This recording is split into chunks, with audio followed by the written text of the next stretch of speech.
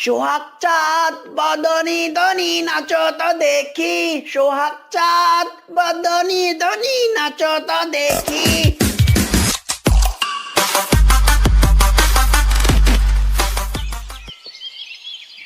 এক গ্রামে বাস করত ঝন্টু নামের এক শিয়াল।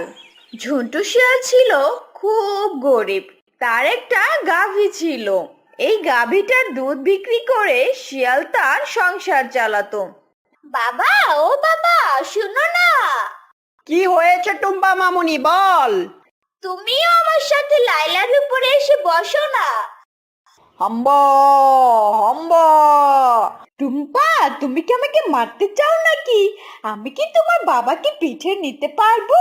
আমি তো এখানেই চিৎপটাং হয়ে যাব। হি হি হি। হাম্বা হাম্বা।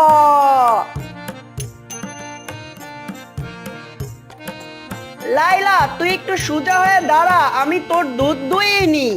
ঠিক আছে মালিক, হাম্বা।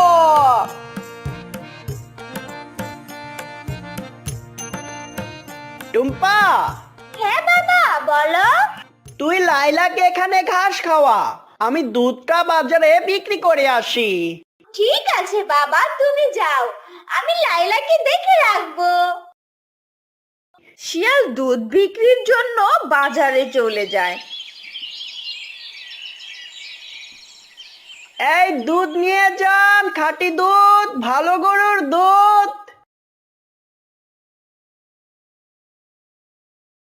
এই তোমার দুধ ভালো হবে নাকি? স্যার স্যার, এই দুধ নিয়েন না, এই দুধ নিয়েন না। কেন, কি হয়েছে? ওর দুধে ভেজাল আছে স্যার, ওই দুধে পানি মিশায়। এই তুই দুধে পানি মেশাস?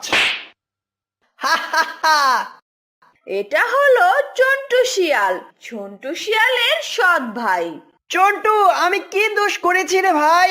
কেন তুই আমার পেছনে লেগে আছিস? হা হা হা হা। তোর একটাই দোষ জন্টু, তুই আমার সব ভাই হয়েছিস। এই, কেউ জন্টুর দুধ কিনবেন না, ওই দুধে পানি মিশায়। ওর দুধ কেউ কিনবেন না, কেউ কিনবেন না। ঝন্টু শিয়াল তার ভাই চন্টুর জন্য বাজারে দুধ বিক্রি করতে পারে না।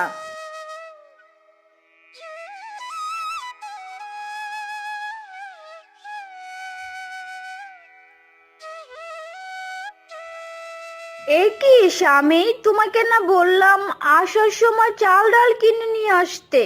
ঘরে তো রান্না করার মতো তেমন কিছুই নেই। বউ, আজ দুধ বিক্রি করতে পারিনি গো।